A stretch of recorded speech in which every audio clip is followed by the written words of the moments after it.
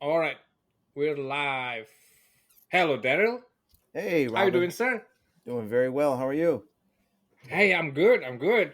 Look at you. You're in my podcast. Oh wow, this is great, man.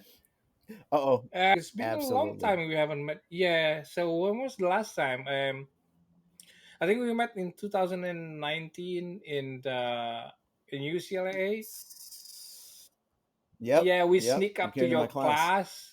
Yeah, and we try to get to you after the class and talk with you.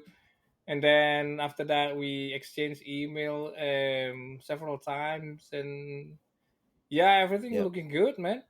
Very nice. Thank you. Yeah, looking good on your side Yeah, too. Things are busy i on my think i think side. one of the thing that I really struck with you is that you're a music person, a technical music person, but you also a very good communicator because you always reply email on time. Like you're the only person that do that, literally.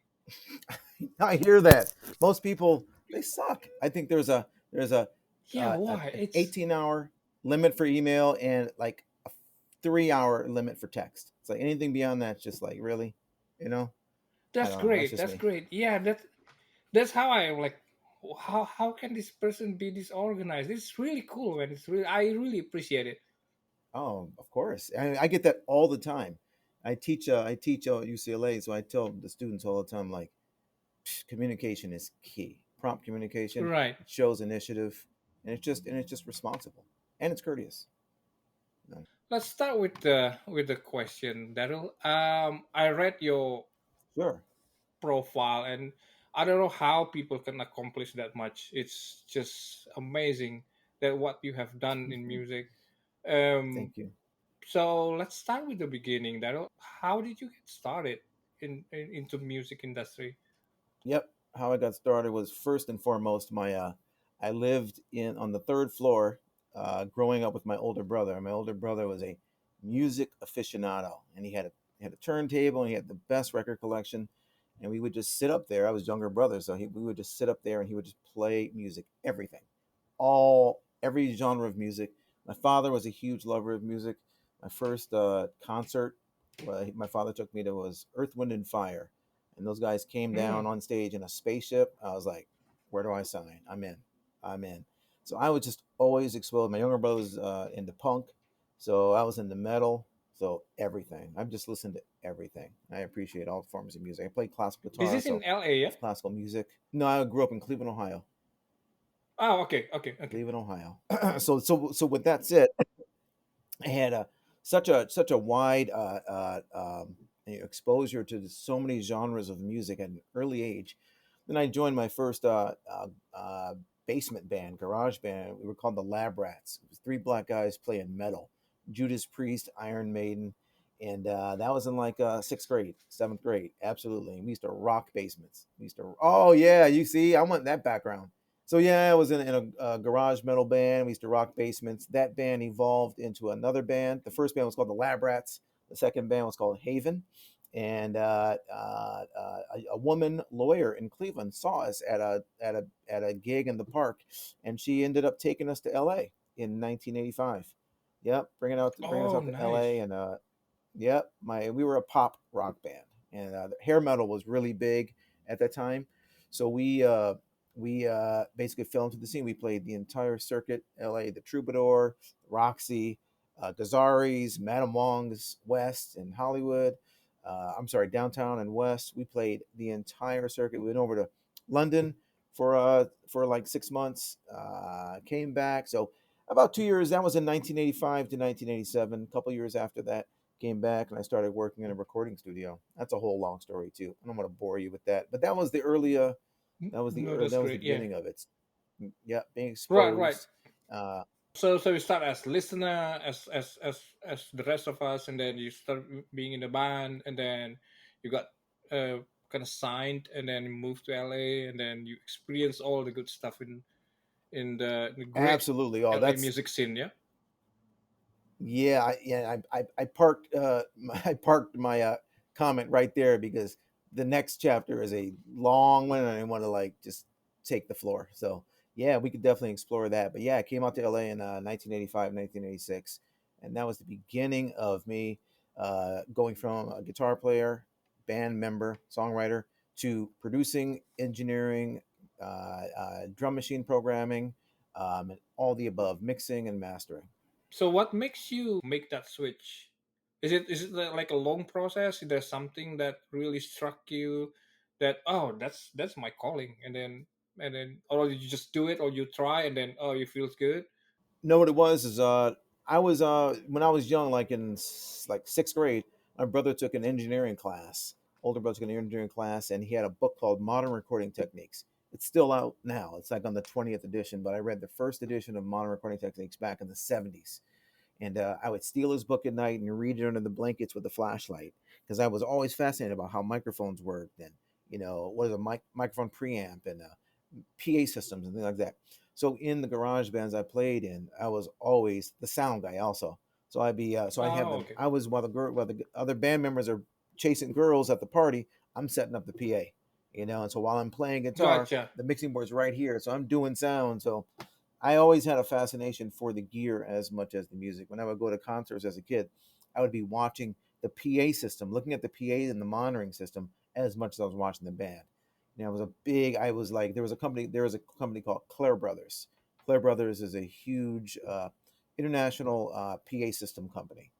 They do all the giant festivals and arenas, but they've been around forever. So I was just like a big fan of theirs. I just really loved the rigging of a concert and just the entire, all the mechanics of it, as well as the music and the artists on stage. So I love the production of the event and I loved the music. So I was like 50-50 between the two. It's always been like that. Right, right. So that was kind of like So how you're I transitioned into. right. You're the nerd guy in the band. Yeah, I was the nerd in the band. I was the guy where no one else cared about that stuff. I was really fascinated by that. So I was the lead guitarist, songwriter, background singer, and the sound man. So when you start being engineer, you still active in the band, or you just leave it completely and focus on this, or how did that transition happen? Yeah, so again, this was still in Cleveland, Ohio. So I was playing in this metal band, and then I was the sound man of my own band. So my when my band came out to LA in 1985, 1986, I leaned into just being a band member. About 2 years later, though, after doing the circuit, I got a job in a recording studio called Silver Lake Recording on Hyperion Avenue in Los Angeles. And I lived at that studio for 2 to 3 years. I slept under mixing boards. Anyone that's heard my story before, I say the same thing. Slept under mixing boards is the only place where there wasn't cocaine and Hennessy spilled on the carpet, and it was warm under the mixing board, so I could sleep under there. I lived in a recording studio in that recording studio for about 3 years. 24/7. Lived there. I rarely went Right. home. Rarely went home. I couldn't get enough of it. So that was really the Damn. transition Damn. from That's me. the Yeah. right. So so how did that obsession came about?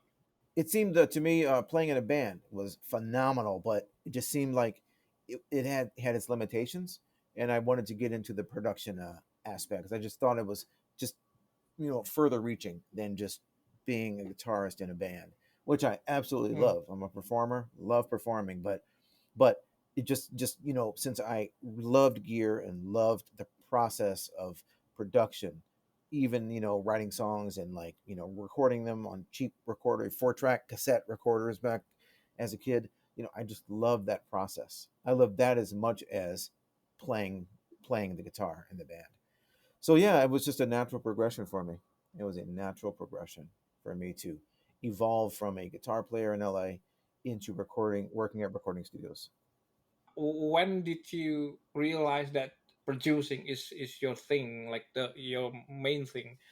Yep, that was when I started working at Silver Lake Recording, and I got a taste of recording studios, and I'm like, I am home. I am home. Right. My first session was with a famous, soon to be famous producer duo who were called LA and Babyface. They uh, we were producing an artist called The Whispers, and they produced a song called Rock Steady. Rock Steady. It was a huge song in the 80s. And so that was my first Right. session as a second engineer. When I saw that process, I Holy was just shit. hooked. I'm like, okay, yeah, Right, yeah. right, right. Yeah, I know I that was hooked. song. It's Everybody okay, knows that okay. song. And when you hear it, you're like, I Yeah, know that yeah. song. Man, that's crazy. Okay, okay. That was my first session as a second. Yeah, How does that develop your empathy to the musician, and then how you connect with them? I'm sure there's a because I read some producer that they don't I don't play music, but then he can also still produce like really really good yep. recording. How does that make it different for you? 100%. You touch on a really, really good point there. There are a number of producers that aren't musicians per se, but they're still great producers. They're still, I mean, I had the honor of working with a guy named Rick Rubin, who's a famous record producer, and yeah, yeah, he doesn't really necessarily play instruments, but what he has is he understands the process. He has excellent ears. He's a wide perspective. He knows how to motivate and organize human beings. He has a vision, Mm, and he's a likable, very likable human being. I really respect the guy a lot. So yeah, there's so but there but as opposed to a guy like myself or other producers who basically are actual musicians. That's not taking anything away from anybody. It just happens to be. I've actually carried amps up, stairs at 2 in the morning, leaving it downstairs at 2 in the morning in the snow, leaving gigs and stuff like that, and playing on stage. So I'm not saying that anyone that's not a musician that's a producer doesn't understand that, but there's an extra element there when you've actually been on the stage and you've gotten rejected. I remember one of my first experiences in LA. We recorded an EP, Haven, and we had this producer. His name was Chuck Rosa, and I remember being doing my guitar solos, by myself, and I was in the isolation room, ISO booth, and I could see him in the control room about 30 yards away across the studio, and I could see, I'm trying to play my solos, and I'm like, and I mess up, and he goes like this before he talks to me. He goes and say, okay, let's try it again. And then I'd be like, oh shit, he hates me. And that would make me play worse. And he'd be like, I'd see him doing that right. through the glass. And that made me just go like Fred Flintstone, Mm, and just mm, became this little guy. And so from there, always, I still can see him like shaking his head. And I'm like, if I ever produce, I will never do that. You have to encourage. You mm. can't discourage. So that is something I think that I know, not think I know that adds to me as a producer because I've actually been on the other side of the mic, and it doesn't take anything away from anybody that is not a musician who is a producer. It's just my experience. I mean, did Rocksteady just that's the start, and then you go and poof from there, or is there any other 100. momentum percent that what is the other momentum that That was makes it. you like, oh, that was it, like the first project? That was it. That was it. Well, the first was being hired at a professional recording studio. Just being in there and Oh, just, oh my God, I'm here. The console, the mics. I was just like, wow. Because I'd been in studios, but never as, a worker. I was always an artist back in Cleveland. So I'm in LA. I'm working in a professional recording studio. And then 2 weeks in to me being a second engineer and running, going to get food basically as a runner, this soon to be famous producer duo, LA and Babyface, come in with this project. And I see them in a rental car. They bring out the MPC 60. I don't know. It was the Lindrum. It was the no. What was it? It was the Lin 9000. Lin 9000 drum machine. And they just seeing the process. There was an engineer called named John Gass, Gass. He was a really really well known, excellent mixer, back engineer and mixer, and he was the guy that I used to watch him. Was like that guy. He just had a mastery of the console. He just knew it. Plugging in using the patch bay, and he would. I always remember he would use a compressor called an 1176. If anybody's watching this and understands recording, you'll know what 1176 is. It's a compressor, and he would put that on the kick drum, and it would just make it go. And I was just like, wow. I hear the without, and then I hear him with that, and I understood. I'm like, it's just, but it was like just like guitar foot pedals. It basically affects the sound, but this was in a more fundamental way as opposed to just purely aesthetic of like chorus or something like that, like compressors and EQs, dynamics devices, which are the heart and soul of the mixing and engineering process. That is the nut. That's your fork and knife. Are EQs and compressors, limiters, and gates. So just when I saw that, it's like you're like learning how to be a doctor. You're like, okay, you understand the anatomy of a cell, as opposed to just, oh, I can put a band-aid on. It was a whole world that opened up to me that I was super fascinated about, and I wanted to learn. I wanted to know everything about it. This is before it was trendy and sexy to be a audio engineer. You really Right, right, had to like have an apprenticeship in a recording. So you really had to, get lucky and get an apprenticeship. Where now it's like very sexy. Everyone, their mother's a producer or an engineer. But right. the digital audio workstations, the DAWs, make it so simple for people to do. Not dissing anybody. I'm just saying there's few people that truly understand the engineering process. A lot of people that use Ableton Logic, Pro Tools, or Nuendo, since the DAWs do a lot for you, they don't really know what's going on underneath the hood. What's going on underneath Pro Tools, you have to do because it's very utility. But Ableton, Logic, and some of the others, the DAWs really help you, so you really don't know what's going on under the hood. Whereas opposed to in a studio, everything's very literal and utility. So you have to physically patch everything, everything. Mm. There's no like plug and play. It's just really amazing to understand that whole process, and I love communicating that, simplifying that process for people so they understand. That's why I love teaching so much, teaching mixing and mastering and music production. It's just great fun. So teaching, you're a adjunct professor in UCLA, Yes, yes, absolutely.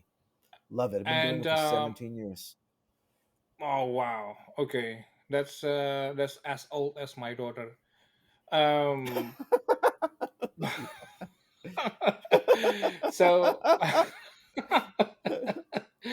17 years ago you started, and where were you in your career in the recording Yes, when you good start question. them? When I started teaching, yeah, so Yeah, I had a, I had some. I got signed to a film director named John Singleton in 1994, who he directed Boys in the Hood, that was nominated for an Academy Award. After that film, he did a movie called Poetic Justice with Janet Jackson and Tupac Shakur. They were the leads, and Regina King. And so, but no, was it Regina King? Yeah. So that was a great success in 1994. That was my first time at the rodeo, first record deal. I had a group called Cultural Revolution. Then after that, I had success with an artist named Macy Gray, and from '99 yeah, to like 2005. Yeah, we had a really great success with that, and so I made a ton of money from that, from royalties and performance royalties and mechanical royalties. Yeah, it was just a really amazing experience. But Napster, ensued in 1999. By 2001, Napster had basically demolished, and the other file sharing services had basically eroded record company revenues by 60 to 70%, literally in 2 years, because the labels did not adopt file sharing when it came right. out. Their attitude was they were making too much money selling these silver shiny things called CDs. They were like, people don't want to hear music on their computer. What are you talking about? Download a song. That's never going to catch on. This and that. They were very short sighted, and they were just thinking, immediate dollars. So in 2 years, Napster went rogue and went viral, and people said it was open source, so people started adding more front end on the UI, the user interface, and next thing you know, it was simple as typing in a song and a thing. Now we got to remember that internet bandwidth was extremely narrow at that time, so downloading one song could take a really long time. So it really wasn't. So as Moore's law scaled more and more every 18 months, bandwidth increased, and within a couple of years, by mid 2005, the music industry was just dead. And then we had Hmm. The recession of after that around 2007, the housing crisis. So basically, I went bankrupt. I went bankrupt in 2005, 2006. Lost all Oh, that money I made. Yep, totally eroded. The music industry died. I could go into that in detail, but basically, my I'm saying how I got into teaching was I went bankrupt. I was hit rock bottom spiritually, and I said, you know what? I need to get myself back in the saddle. So I started teaching because it's something that I've always loved to do. My parents were teachers. Always loved to explain stuff, uh, just share with people. I love to see the lights come on in people's eyes. It's just very rewarding for me. So I started teaching. That's how I started teaching. It was basically as a way to kind of pick myself up and help others. Like, understand the whole new generation of youngsters. Really understand the what's under the hood because most people were just using DAWs, Pro Tools, and Logic, and but didn't really understand what was going on underneath the hood. So I just really love that process. Sharing my stab wounds of the last 25 years with them and simplifying it. Very rewarding for me. That's how I got in. I got in to pick myself up. seeing that it lasts this long, then it's safe to assume that it works well. Yeah, for you. Absolutely, it doesn't pay well. Teaching usually does not pay well. I used to teach at Musicians Institute (MI) in Hollywood. I taught at Art Academy, what was it called? Art Academy, I think it was. They were all over the country at SAE, but I've been at UCLA the Hmm. longest, and it doesn't pay well. It doesn't pay well at all. But I just love it. I really enjoy it. And plus, what it does is I it keeps me close to the street because basically most of my students, I'd say 90% of my students, are aspiring artists and aspiring engineers and aspiring beat makers. So it keeps me connected to all these. Each class will have what 10 to 20, students in it, and so being able to, like, DNA swab, observe all these different, guys and gals music or their skills, it just really opens up. So I see teaching as a really reciprocal experience because Hmm. I get to share my strength and wisdom with them in simplifying things, and I get to receive their that young, wide-eyed optimist energy to me, and it Yeah. keeps my battery charged. It's a really reciprocal Yeah. Yeah. thing. I love it. I really love it. So you certainly start doing teaching, and then feels good about it, and then you kind of getting back to the industry, right? While you're teaching, what Oh happened yeah, yeah. I've in been actually. Well, what I decided to do was I actually went. I went from doing that. I'll say this: I had a parallel life as a game developer in the mid '90s, Okay, early '90 in 1992. I read the first edition of Wired magazine. If anybody hears this, I'm sure you've probably heard of Wired. It was the first edition, of and I course. was just like hooked. I was like, I'm hooked. I'm like, because I've always been a futurist. I always love kind of like what's around the corner. So I saw Wired. It was very forward thinking, and something that really fascinated me was a guy named Mark Andreessen, who now is one of the biggest venture capitalists in the My world, Andreessen yeah, Horowitz. But yeah, I'm aware of him. Yeah. exactly. Yes, they're so Mark Andreessen basically developed, as most people know, a browser called Mosaic. Mosaic was really the first browser which became Netscape, and then Google came after that. So, or it was competition to that, but Netscape. I was really following that, and I saw the promise of the internet back in '92. That was the beginning of Web 2. Or the very early. I'm sorry, the very early days of Web 1. Web 2 started in 2005. Early days of Web 1, and Right. I just saw the promise. It's funny because how people are seeing is how people saw blockchain, 5, 6, 7 years ago, or starting in 2009 with Bitcoin, how people are seeing AI, people VR, mixed media, interval worlds. It was the same spirit with the internet. I'm not sure how old you are, Robin, but Hmm. I was there in my 20s. It was a very exciting time, the birth of the internet. It was so, so, so exciting. And so, that being said, I was like, wow. And so, something else that was burgeoning at that time were home video games. So if we think about early '90s, there weren't really too many what they call consoles, game consoles out.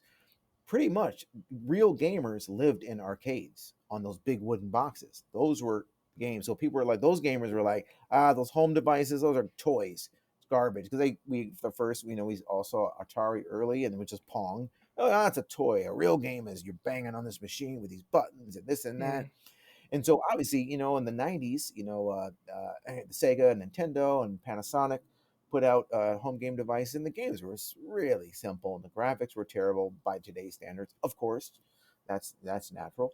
When Sony put out the PS1 mid 90s, that really was kind of like they really kind of like solidified solidified the home market as a viable market. Sega and mm, Nintendo were definitely kicking butt back then. Panasonic was dabbling, but when Sony got in, the PS1 ended up being one of their most popular electronic devices after their TVs and their radios, transistor radios and TVs.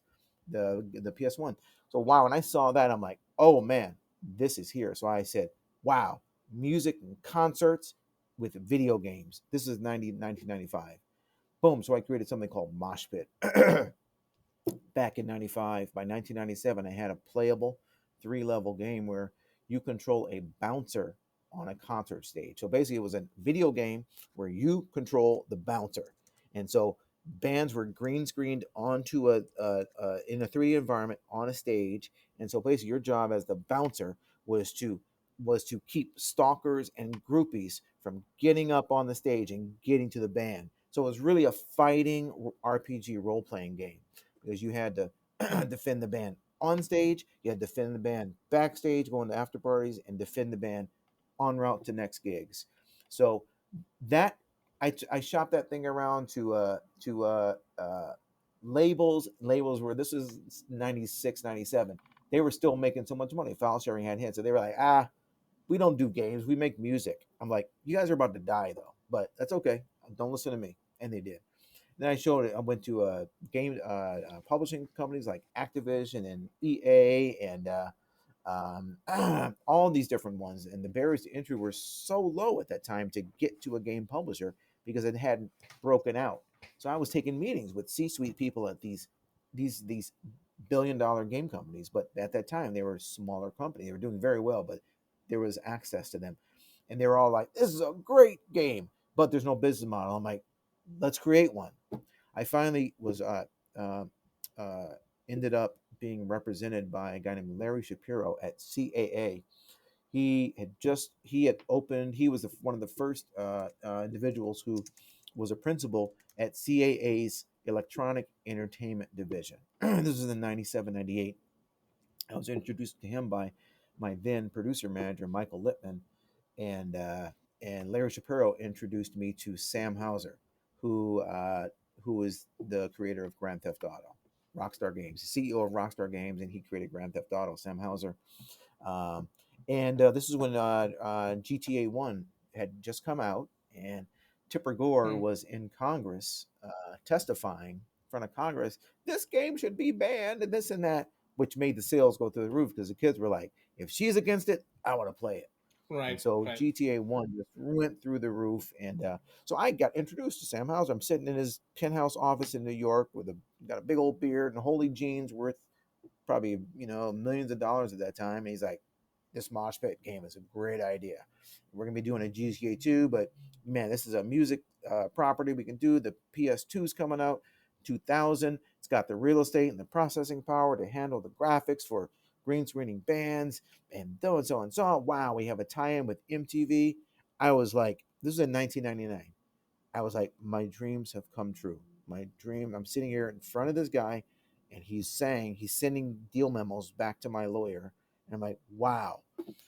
The deal died Christmas in 2000 because when Sony shipped the PlayStation 2, Christmas 2000, Sony did not ship enough units globally. So they did not populate the planet with enough PS2s. They only, maybe it was like 15 to 20 million.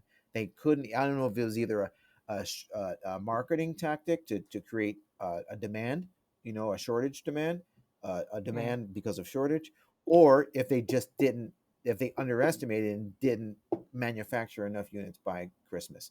Bottom line was, since there weren't enough units, PS2 units out in the world after Christmas 2000, all of the game publishers that had new titles that were going to deploy onto PS2s, they all pulled back from developing those because they're like, if we make this game, it's going to take, yeah, a couple years to make a game, but if we make this game, there's not enough units out there to sell these games on. So we're going to pull back on all our PS2 titles.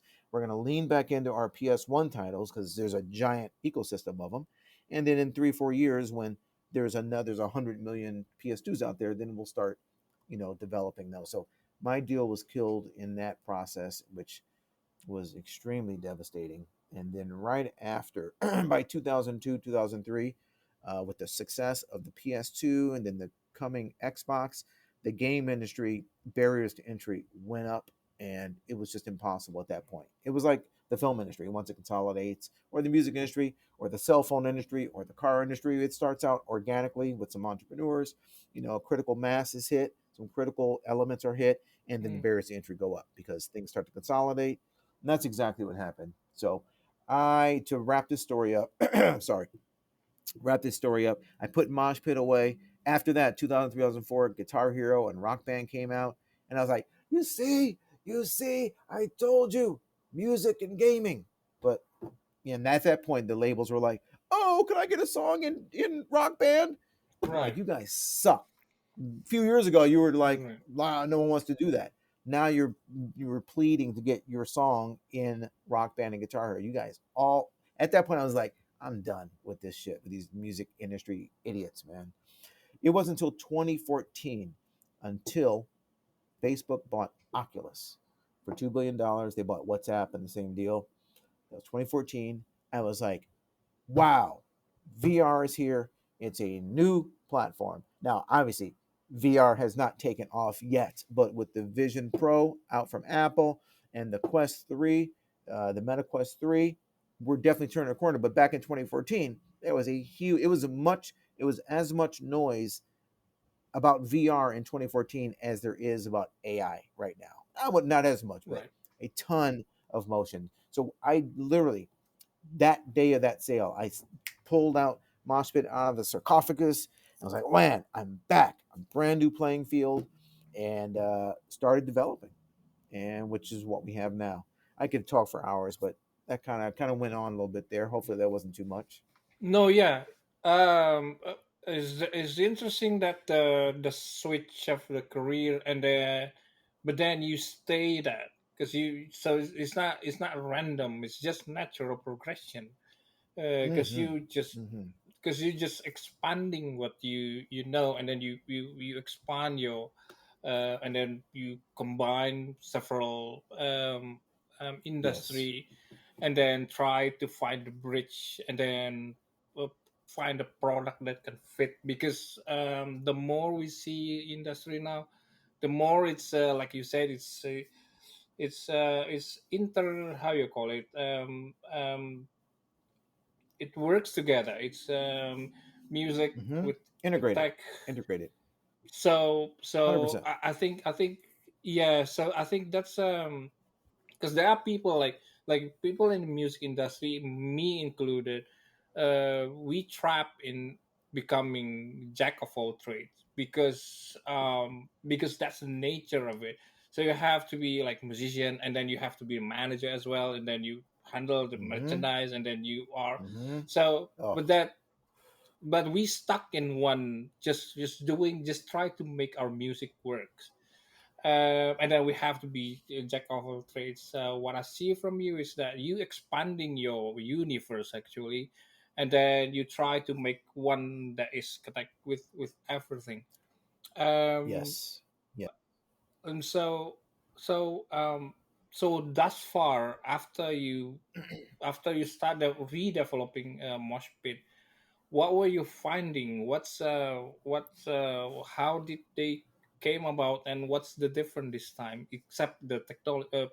I know the technology is different, but what makes it like um not only sparks you, but what's what are you seeing now? Absolutely. So when we started developing Moshpit, what we did was first it was a virtual reality single player experience where basically you're when you put the goggles on, you're actually standing on a stage. You look down, you see your feet, at the tip of the stage, and you have these tasers, and you're looking out over 100,000 fans. It's really, really every time I would demo our prototype in 2018 of our finished VR, because it took us about 2 years to build this thing. Once every time I put the headset and then when I turned on and they were standing on stage looking over a crowd, everyone would be like, "Holy shit! What the?" Hmm. I got that response like 40 times. That that aha moment, like there because a lot of people had never seen VR, and so their mind was like it was almost like seeing a ghost or a you know seeing an apparition or something. It's like my brain can't even understand what that or seeing a baby being born. Like, wait, there's a human coming out. Wait, I've never like comprehended this, you know? Right. And that's what VR was Right. like. It was a really special time for anybody that if anybody hears this, anybody was experiencing that in 2014 and 2016. There was so much hype in that first because most people had never seen VR. Most people, and that first time you put it on, people are like, "Whoa!" It's like your brain rewires because it's like it doesn't know what it's seeing, but it's fooled into like being like, I'm actually immersed in an environment, and my brain totally accepts this. Like, this is really real. If anyone hasn't seen VR yet, like real VR, not the old Meta Quest, Facebook Quest, I'm talking about real VR. It's absolutely mind-boggling. And now it can get nauseating, because but the tech is really getting really good. If anybody hasn't seen VR, it's absolutely coming. It's not going away. It's turning a curve now because we're at and when Apple gets in the game, things start to change because eventually it's what's going to happen is Moore's law is going to scale. Moore's law basically is every 18 months we can put double the amount of transistors on a chip. So basically, processing power expands exponentially every 18 months from 2 to 4 to 8 to 16 to 32. Moore's law has been in place since late 60s, early 70s. And so, with that being said, as Moore's law continues to scale over the next 5 years, the Apple Vision Pro that just came out last June is going to shrink to the size of these glasses, and over the next 5 years, 10 years, and it's going to be a couple $100, $500, or maybe as much as an iPhone. And so it's going to be a lifestyle. And AR and VR are brother sister technologies. AR will be the default, where basically you see the world, but things are superimposed onto the lenses. So instead of people gooseneck and looking at their phone, people are just going to go like that, Yeah. and then holographic windows will be there and it'll be projected out in front, and you'll see people's eyes just kind of like drift off, and they'll be answering emails and texts and talking, and voice to text will reply back, and it'll be so good at that point. And then if you need to go into a meeting, the shades will the shades will close on the goggles, not real shades but theoretical shades will close, and you'll be in a VR environment. So you'll be like, okay, Robin, I got to take this meeting for a second. I'm gonna go sit down. And so you'll sit somewhere and you'll be like, cool. Hey, what's up, everybody? How you doing? You're actually there in a immersive space with other people right there. And when you're done, shades will open. You'll be back with AR, and which will be your default. It's going to be crazy. It's what's going to happen. It's going to be a life. It's going to be a lifestyle brand, kind of just like Beats headphones or apparel, like just like eyewear now. Yeah, VR AR eyewear is going to be pretty ubiquitous, I'd say, in 10 years. Yeah, we It's see really the something. glimpse of that already. Yeah, right now. So, are you comfortable talking about business model? What is the Yeah, business model sure. of what is the business model of Moshpit? Oh shit! You know what? I didn't. I didn't. Let me back up 2 seconds. I'm just gonna tag. Okay, So I talked about the first version of Mosh Pit, which is a VR okay, experience. But in 2018, yeah, I didn't continue the story. So in 2018, we decided to pivot and make Mosh Pit something more expansive. So what is Mosh Pit now? Mosh Pit is a virtual concert creation platform. So if anybody's, I don't know if you did you see the Travis Scott and Fortnite experience in 2020 when Travis Scott actually performed in Fortnite. It was a 3D model of Travis Scott, it basically set a new precedent for concert gaming. If you haven't seen it, you should. It's got billions of views. There were like many millions of people that experienced it. Travis Scott in Fortnite 2020, April 2020. Since then, they've done Eminem. They've done Ariana Grande. They've done. They're actually doing Metallica now. About to do Metallica. Did Lady Gaga. So they are setting a that, but that first Travis Scott one really. There were a few before that, like Marshmello and the band. Who's the band? There was a rock band, cool rock band that did it. But Travis Scott thing was just knocked it out the park. So we have been working on because here's the thing. Here's the thing. Here's our thing. So in the 2020s, basically, if you are an aspiring musician, and there are hundreds of millions of aspiring, hungry music, everyone, their mothers, a songwriter, an artist, a rapper, a DJ, in a band, making beats, they're everywhere. You could throw a rock and hit someone that's an aspiring, music professional. But here's the problem: if this was 2005, things were great because there was this new platform called YouTube, and you can upload your videos and drive people to it. But now in 2024, it's completely saturated. There's 3.7 million uploads every single day. Can you believe that? 3.7 million uploads every single day. What are the so what are the distribution model lanes for aspiring artists? YouTube, 3.7 million uploads daily. Spotify, 60,000, 70,000 uploads daily. Mm. Instagram, 95 million posts daily. TikTok, 30, 40 million posts daily. And digital distributors that are just basically work for hire record labels that basically you pay them, they shotgun your spray, and they're like, okay, we're good. So basically, Right. every lane of distribution for these hundreds of millions of DIY artists are completely saturated. And so every artist is dying on the vine. So there needs to be a new way and we thought NFTs were going to save the day. They're not. NFTs are going to become part of the infrastructure. They're going to be invisible, and they're going to basically it's just going to be a seamless experience. So we have to go further. And so what Moshpit is so little Johnny from Arkansas is in his bedroom, making music, and he sticks it on YouTube, gets 5 streams, and on Spotify gets 10 streams from his grandma and his sister and this and that. What if little Johnny could capture himself with his smartphone, performing in his bedroom, upload that into our creator tool? Then, second, he chooses a virtual venue, Coachella or Madison Square Garden or the Whiskey a Go Go or a dive bar.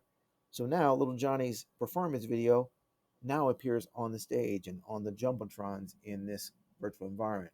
Next, little Johnny can has these timeline sliders that he can control the light show and the fireworks. And little Johnny can add hundreds of thousands of AI driven uh, non-player character fans in there.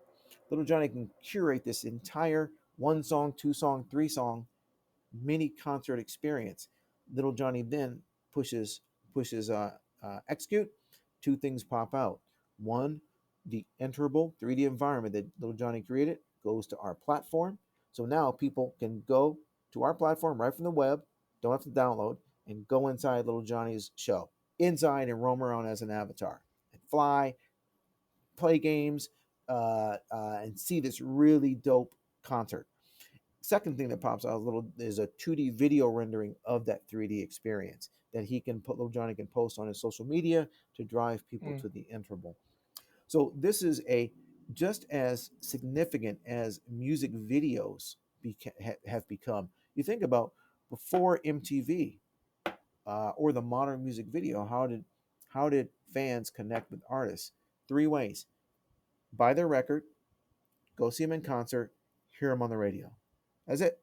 Or maybe join their fan club and get a T-shirt or a sticker like the Kiss Army. But really, buy a record, go see them in concert, hear them on the radio. That's it. That's it. MTV comes, so now every artist is like, what? I can create a 3 minute mini movie of my song and a visual representation of what my song's about with aesthetic, and experimental aesthetics and this and that. Wow. I remember when MTV launched in summer of 1981. I was a teenager, and it was like 15, and there was not one kid on the street outside because every kid was in front of the TV going, "What? 24/7 videos?" Every kid. That was it. That was it, man. And so with that being said, that the music video transformed the music industry because now artists had a means of expression, but MTV was still highly curated. So you could only get in on MTV if you had representation from a label. Then comes YouTube, 2005, right? Um, wow, now anybody can post. Now at that time, we got to remember in 2005, create editing, shooting and editing a high quality video was not as easy. Right now we take it for granted because we got our smartphones, and you got, almost a red camera, an ARRI or a red camera in this dang thing, and everyone thinks they're a cinematographer now. But back in 2005, the fidelity for capturing video was not an easy experience to capture then edit. So, but we still have this platform. We still have this platform where you can post videos. Wow! Now the masses can now have a new way. So if you could get a video shot, guess what? You got a place to post it now. You got your own personal MTV, your own channel. That was excellent for the first 10 years of YouTube. But this being said, haven't we been seeing 2D videos long enough? Flat. Haven't we been seeing flat things long enough? Everything is going to be inside. I'll shut up after this. Shut up after this. Just like when websites began to evolve during Web 1 in the 90s, right? Late 90s, websites, their cutting edge companies were like, yeah, I'm all about a website, we got to remember in Web 1, websites were only read only. You couldn't read and write back. You couldn't respond back. It was just like a billboard, like a online Right. billboard. So, with that said, I'm gonna shut up after this. With that said, websites were kind of a niche market. There were big brick and mortar companies. I don't need no damn website. What are you talking about? But late '90s, early 2000s, after the boom, after as Web 2 started to emerge in 2005, every company's like, maybe we should get a website. And can you imagine a company without a website now? No, you can't. It's completely Right. normalized. Well, the same thing is going to happen with enterable websites. Some people call them metaverses. A metaverse is really a enterable website that sits on a blockchain. But the term metaverse has now become this generic term, which means an enterable environment. So a three-dimensional environment, you can drive an avatar. All websites, I'm going to say it right now, all websites are going to be enterable in the next 10 years. They're going to be, the majority of websites will be enterable in the next 10 years. Even the most utility websites, you're going to be able to navigate. And the boom of avatars, I can see kids owning 30 avatars. It's going to be like collecting Hot Wheels or baseball cards, collecting avatars and dressing them, in all different ways and trading them. And the way you'll trade them, it'll be blockchain. But you won't even know it's blockchain. It'll be like, oh, I sold this to Susie. And yeah, being able to track it on the blockchain is going to be super simple because someone's going to create a front end that drills down into a blockchain and gives you. If you try and drill down on a blockchain right now, you got to look at these text strings this long. You're like, what the hell does this mean? But someone's going to simplify the process to drill down a blockchain and parse up very tangible information that a consumer. So, with all that being said, the merging of enterable spaces, AI, blockchain that's going to be underneath tracking, and AR and VR, all of these pieces are going to become one seamless, effortless user experience in the next 5 to 10 years, just like HTTP, TCP/IP, Mm. HTML, all of these things came together, and many others came together late Web 1, early Web 2 to evolve. Like people didn't in 2005 when Web 2 hit, people didn't say Web 2 is here. No, people were just like, oh, I can find my friend from kindergarten. Wow, that's cool on Facebook. Mm. They didn't know it was Web 2. They were just like, wow, I can find my friend. That's exactly what's going to Mm. happen with this new merging. It's just too bad that Web 3 got popularized too much. And most people are like, I don't care. I just want to do what I do. You know, I could go on, I could rant Right. forever. So I'm going to shut up No, from here. yeah, no, it's great. It's great. What's your role in developing this? Are you like hands-on, like what you do with Mm-mm. music, with your engineering, or are 100%. you? No, What's I'm full time. It's myself and my partner, who is the chief technology officer, CTO. creative director. His name is Hans Shabir. He and I have been working together for going on 8 years now. We started in 2016, and I found him on Upwork. Can you believe it? It's like a needle in a haystack. And he's an amazing person, and he's a very gifted and skilled developer, and he's highly creative. And it's hard to find a developer who is also creative. You're either creative or you code. He does both extremely well. With his understanding of interval worlds, Unreal Engine, C++, VR, and all of the modern and blockchain, and then with my expertise in music and understanding the ecosystem of concerts, we have really working together like the yin yang symbol. I'm the good cop, he's the bad cop. He's the critical, he's the pessimist, the no, no, not the pessimist, but he's the analytical thinker, and I'm the wide-eyed optimist. So we balance each other out really well. So the two of us are do this full time, 100%. I still mix and master some, but I have pretty much shifted 100% because it's what it takes to creating a tech startup Yeah. from scratch is the hardest thing I've ever done. And any founders that are hearing this can totally attest to the sleepless nights, the cold sweats in the middle of the night, the frustration, the millions of no's from investors and this and that, people trying to rip you off, and you get those small wins here and there. It's the hardest thing ever, but we should have died many times, but we're still here, and we are actually about to negotiate a deal right now. It's the absolute hardest thing I've ever done. Having win a Grammy in the music industry was simple compared to this. It's the hardest shit ever. Yeah, that's the next challenge because it used to be hard to get to when you get to Grammy, and then so it's clear that this is now that you're in the next level. Yeah? Yes, yes, we evolve. Love making records, 100%. I But mean, the fact that you still teaching, I think that's the testament to your commitment to your craft, which is the music. And then while you're doing this, starting up a tech company, you're doing a version for the future because this will mm-hmm, be like really mm-hmm, big in the future, and then you need to be mm-hmm, prepared for that, and you need time mm-hmm, to get prepared, so you have to start from now, because if you start mm. tomorrow it will be late. And so No, when the herd um, comes, yeah, it's too late. It's too late. I think that's not only being brave, but you also have the Thank technical, you. because otherwise you're not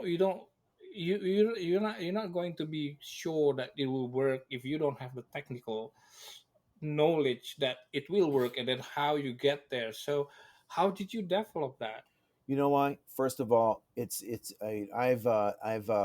I've learned to trust my instincts over the decades of living in this world because I've seen I just many people. I'm not saying I'm special, but I know that I just have a unique knack for just I've always thought, what's next? What's next? What's around the bend?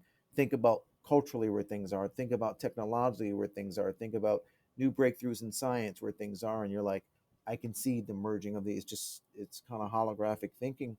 And then the second thing is, once you do learn to trust your instincts, then you act on it. You act on it, and especially if you're passionate about something, you trust your instincts and you're passionate about it, and you know the space really well, meaning I know the music space really, really well, and I theoretically understand the technology under it, but that's why you have an excellent partner who is an expert Mm. in the technology. And so he leverages my experience and I leverage his. And then the last thing is by staying in the craft. Staying in the craft. That is my mantra. I tell everybody, stay in your craft. You know what I mean? It's like, I'll tell you this. I'm just going to make a statement. I just hate all this startup porn. There's this stupid ass stat that's always like, oh, 99% of startups fail. This and that. I'm going to make a bold statement here. A company only fails if the founders quit. A company only fails if the founders decide to give up. I'll tell you this. People are like, well, if you don't have this and that, then Mm. you have no. No, it's not true. We have literally been down to the last day of making payroll and paying our rent, needing $20,000. Last day, nothing. Most people would be like, we're going to go to business. No, we just chose not to quit. And you know what? You figure it out. You figure it out. People quit. Yeah, if someone dies or someone, something tragic happens in someone's life and their family or whatever, but running out of money is not an excuse to quit. It's just people just choose not to take additional risk. I'm living testament of that. I'm not saying I'm Mr. Wonderful. I'm just saying it just comes down to you only quit. You only fail if you quit. You only fail if you quit. If you don't quit, then you're still in business. It's like, so how much do you want it? How bad do you want it? I want this really. I'm doubling down, triple down on it because I see it. Because I've seen too many things in the past. Just seeing doing Moshpit in '97, and then everyone saying no, and then Guitar Hero and Rock Band come out, and I'm like, see, I was 5 years ahead. It's happened time after time. So I see it. It just becomes convicted in your heart. That's it. And Right. by doing it, you learn. I tell my mother, I'm like, I got a damn master's degree in business. I've never taken a business class in my life, but just by doing it, you educate yourself. Just like most of the students that I teach, or most musicians out there, they're school taught. Then they go out and get the experience. I did it just by living in studios. I learned guitar just, again, that's just my journey. And so you can learn by doing, or you can learn by by books and academic. But you're only truly going to learn if you're just do it. Just do it. Get in the craft, get dirty, and make it part of your life. I can go on and on. I'm gonna stop there. No, yeah, I mean, I agree that being obsessive with your craft is Yep. probably the first step to be successful, because you need to, if you ask who should be the one that you're obsessed with the product, it's yourself. It's the founder. Duh. And Duh. yeah, Exactly. can I ask about a business model, like I said earlier? Yeah, um yeah. Sorry, you meant to, I what's wanted to finish Yeah, the no, it's story. fine, it's great, it's a great story. I think many people should listen to this. And then but yeah, I'd like to know Thank you. what how do you plan to monetize this? Yeah, here's how we're going to monetize it. Absolutely. So Moshpit is first of all, in terms of thinking about virtual concerts, and let's add a comment here. We must remember that quote unquote virtual concerts are the space is only a few years old.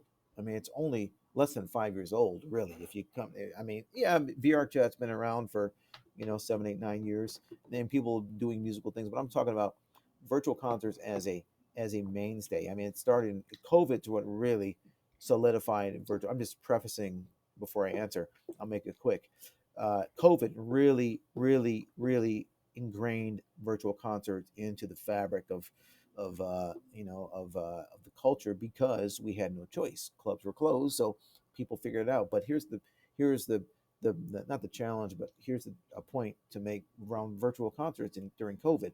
The term virtual concert became this very generic term that included everything from what's a live stream show, which is basically if you're playing guitar, if I'm playing guitar on this side and you're listening and you paid a dollar to get Yeah. in, that's a live streaming show. Boring. It's like that's boring as shit. That's the least. And then the far end of virtual concert would be like a Travis Scott Fortnite thing, which is a fully enterable experience where it's gamification. So you got a very simple live stream and you got a very sophisticated enterable experience. That umbrella covered everything. As a virtual concert umbrella covered everything from live stream to that. So with that being said, lost my train of thought. Lost my train of thought. Lost my train of thought. Oh, with that being said, the virtual concert can be I got it back. Can be viewed from two perspectives: top down and bottom up. Top down means a big celebrity artist like Travis Scott does a show and a company curates it, right? And then top trickles down. A bottom up would be like TikTok. You give tools to the masses. There's no celebrities. Give the tools to the masses. Content trickles from the bottom up. So the bottom up is much more scalable because you got millions of people that'll just, as opposed to top down, it's not as scalable because a company can only develop so many shows at a given time. So we are both a top down and a bottom up company, where there's usually either most metaverse and virtual concert experiences are top downs. We're bottom up and top down, but the bottom up is our real bread and butter. So we do top downs for revenue and to bring awareness, but the bottom up is for the masses. So how do we monetize that? So I wanted to preface it by doing that. The bottom up is monetized by about seven revenue streams. First are there are subscription tiers. So think of it like this: free, light, and pro. Free, $15, $40. So if you think about YouTube, there's two primary users. There's people that post videos, then their second user are people that watch the videos and comment. Mm. So two users. Well, the same with Moshpit.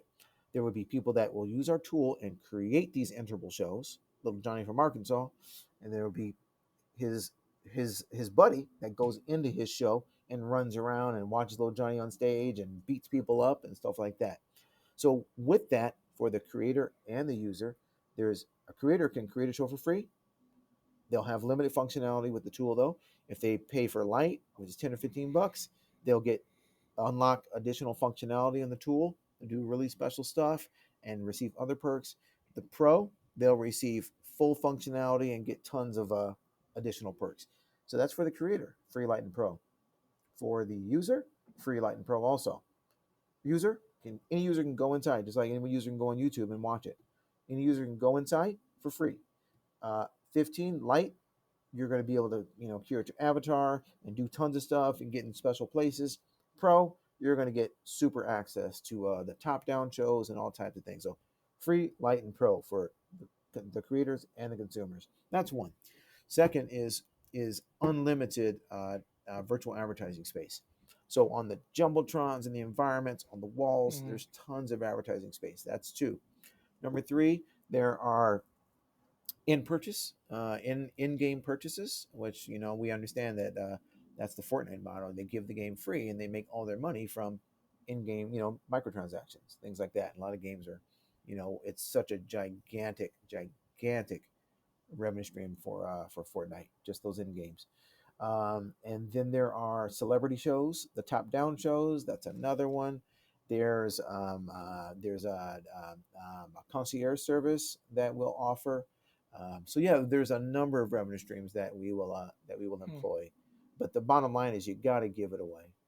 We got to give it away because you got to get the people out there. And you can think about who is going to be our bread and butter users are broke broke musicians. So if you give them a vehicle in which to begin to monetize themselves, it'll be just like any new platform. When it's brand new, it's a wide open frontier. So people love being the first and exploiting that. And so I mean that's what YouTube. I mean in a year, YouTube had you know exponentially quadrupled their usership because people were just so like, wow, this is amazing. I can post videos and users are like, wow, there's a whole library of tons of videos. It was insane. Or like TikTok videos. It's just crazy. I mean, how amazing are these some of these TikTok videos? A lot of stupid shit, but how creative Mm. humans are, right? I mean, think about TikTok. It's Yep. such a great tool. You can video, audio, filters, and text. You can overlay all these things in a simple app and create these really compelling little stories and things.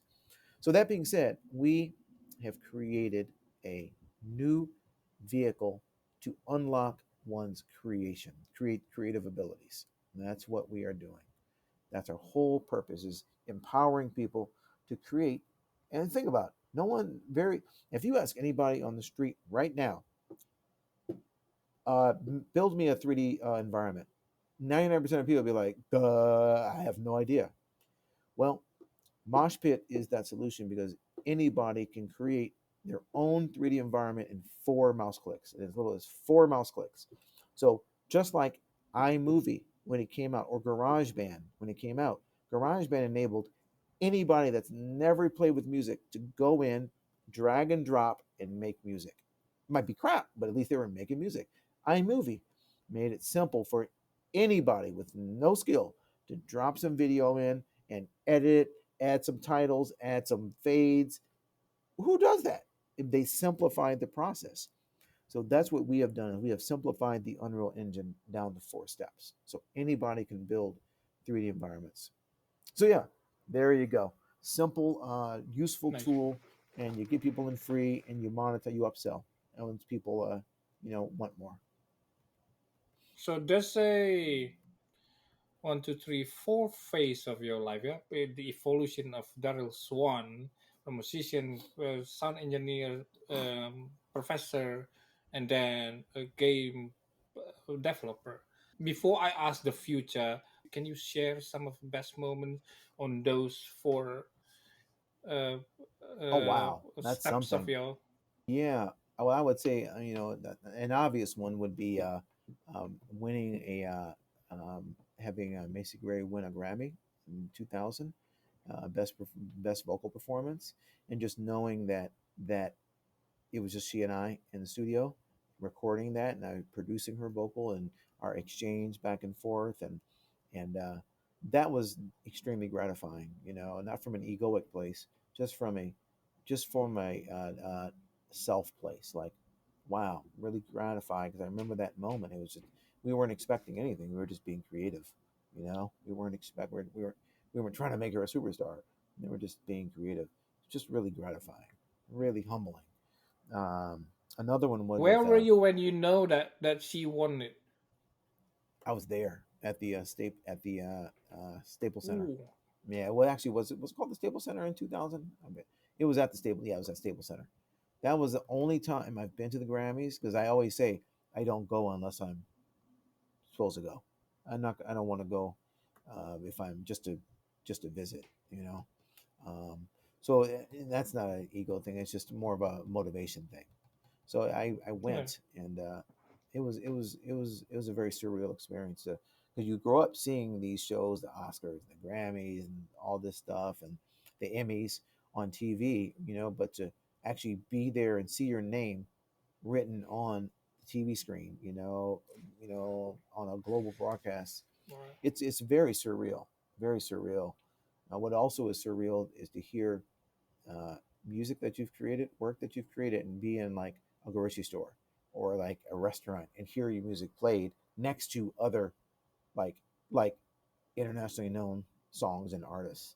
To hear your music in in in the timeline of the playlist of whatever that, it's just, that's very surreal. And then to hear someone next to you kind of singing your song under their breath, it's very, very, anybody that's had that experience can understand. It's in the kind of an outer body experience.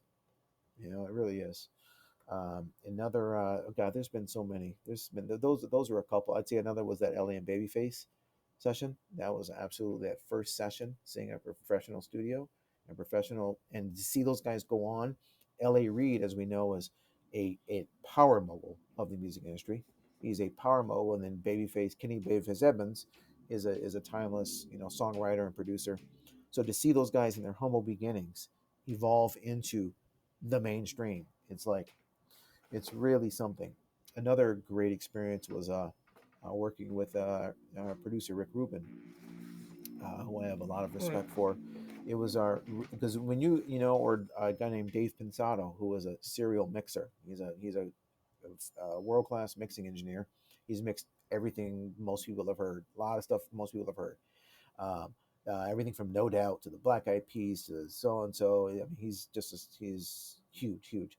So it's really something if to be sitting in the same room when either Ruben or is producing or Pensado is mixing, especially Pensado mixing, and you hear a snare drum coming through the NS10 speakers, and he's sitting there, you're hearing the same thing, and then you hear what he does, and this is that when I was early, you hear what he does and the tweaks, it calibrates your ears. It makes you be like, okay, so what I'm hearing is what he's hearing, and what he's hearing pretty much translates around the globe, in a very mainstream way.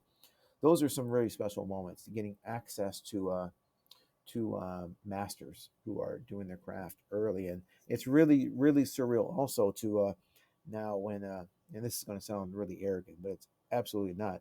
It's really surreal when people ask to you know sit in some of my sessions, just because if you've been doing it for a while, they're like, this guy or gal must know something. So I'd like to hear what they're hearing and see the process. I love uh, I love inviting runners, runners who are stuck in the hallway at a studio getting food. I'm like, come on in, man. That's like, because I remember when I was young, man, getting in the rooms was one of the hardest things to do. Getting in a room and just in a professional environment, because most producers and engineers are like, stay out, get out of here, put the food down, and get out. You know, so those are gratifying moments. Those are gratifying moments. Seeing experts in their craft, winning, a really amazing, award that symbolizes, achievement, and just starting off early and just being passionate and seeing professionals ascend to the top of the spectrum. I could go on and on, but hopefully, Right. one more is when I saw our technology, Moshpit's technology that we just finished Mm. the end of 23, working on it for what 6 years, actually 4 years, the latest, and to see it fully functional, that's pretty groundbreaking. And to hear people say your platform looks better than the competitors, we're hearing that all the time now, and that's extremely gratifying because it took sleepless nights and cold sweats and literally like crying tears and despair and family getting upset with you because you're like obsessed on something and they're not seeing any returns, and rightly so, to see your technology actually evolve and people start to see it and be like, that's excellent. That's really gratifying. Really gratifying. So right at that arc now where we're about to start to ascend. It's been a struggle. Development R&D has been an absolute struggle. We've raised close to $1 million at this point in development funds over the last 6 years, and technology's done, and we're about to go evolve into the mainstream. It's very gratifying. Getting to the finish line. Thank you for sharing that, Daryl. It's that moment when you first win is just once in a lifetime, and it's great that you can remember all those vividly and share it with us here. Thank you so much for that. There was one more I'll So share. So go ahead, go ahead. one more, it just came to me, was when I my song was in the movie Poetic Justice, and I went to the premiere and met Janet Jackson and Tupac. It was like, damn, wow, my music's in this film, and here I am, in the same circle with these people. That was a surreal moment. That was like my one of my first surreal moments. Like, wow, I'm behind the curtain. You know, Oh, you're when seeing was the that? wizard When behind. was that? 1994 with the movie Poetic Justice. That was very surreal. Okay. Yeah, yeah. It was a special moment. You're like, wow, you're seeing behind the curtain. You're like, wait a second, wait. I'm not a consumer. I'm a creator. I create content for Right. consumers, just like I'm a consumer of flights. Yeah, the people that create airplanes are like, God damn it, I make airplanes. Well, I'm a consumer. Well, we always need consumers, but in terms of music and virtual entertainment, I'm a creator and there are consumers. So it's all reciprocal. you know. So, I mean, you've mentioned that you have this vision where the future will take you, where we are all going to land. So, what's the next step for you to get there? Oh man, to get there is to scale our platform. We're about to we're doing some partnerships and a large raise of capital right now, so we can actually launch and market this thing. And we're developing some really amazing partnerships with some huge brands in music artists and brands for advertising and sponsorship. It's really amazing, seeing that to come together. But I'll tell you what, my long something that I'm extremely excited about is quantum computers. Quantum computers. Okay. Right now, it's like, yeah, everybody is on AI right now, but I feel that which is amazing, is rightly so. It's changing the world in really amazing ways.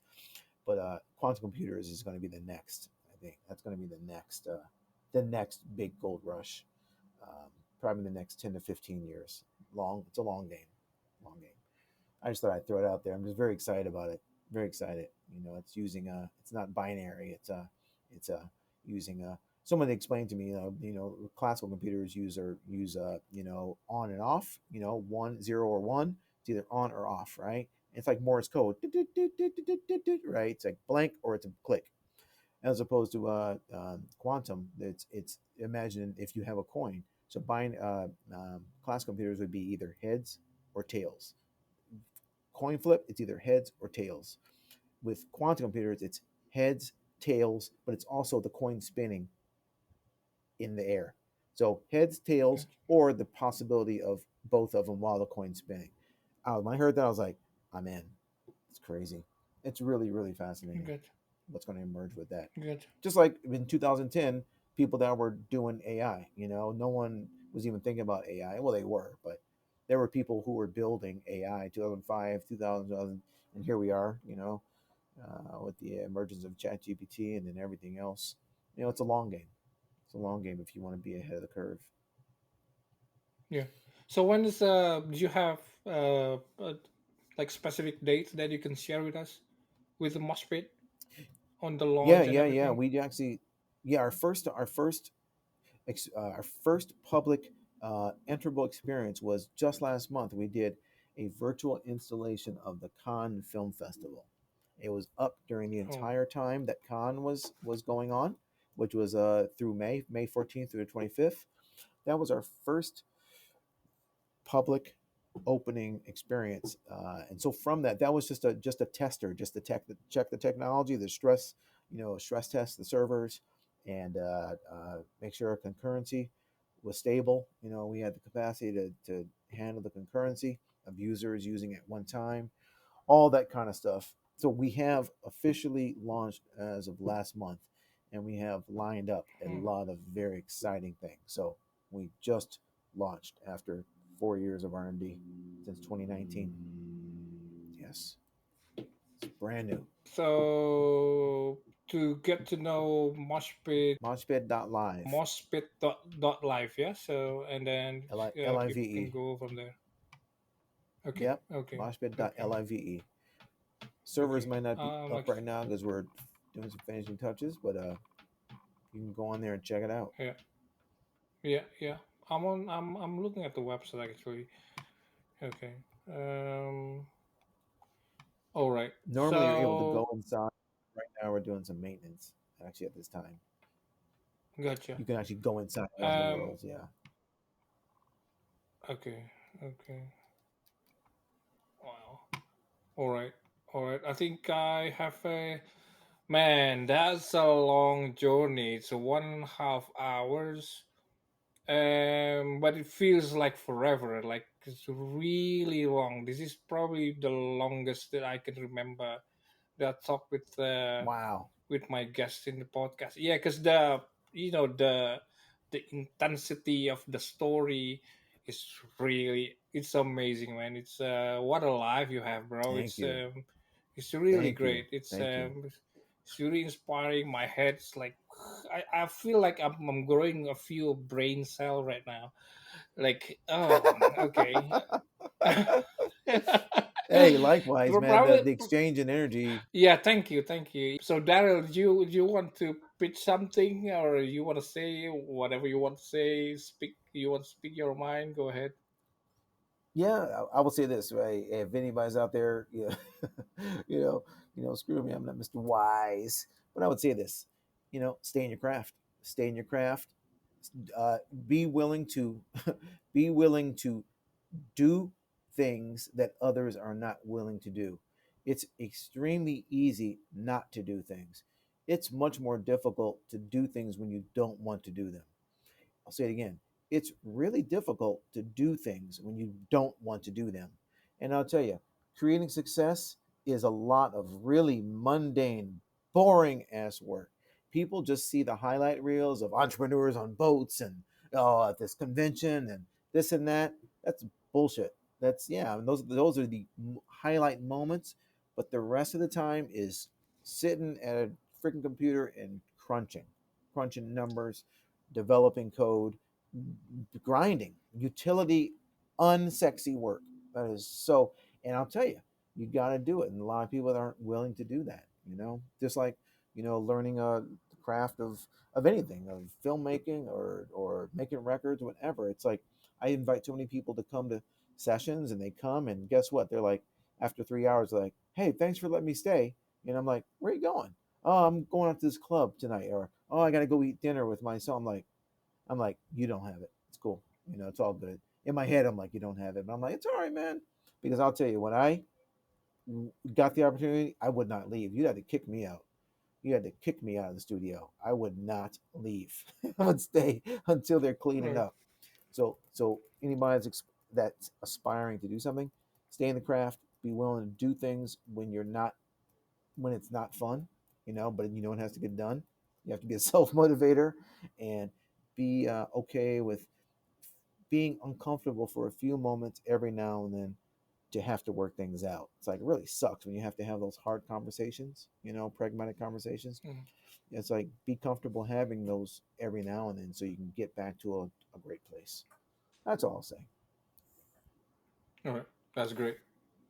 Hmm. Okay, Daryl. I think that's it for now. We're going to meet again in the future. I'd like to know how things are going with Moshpit, and but for now, thank you so much for being here. Really Of appreciate your course. time.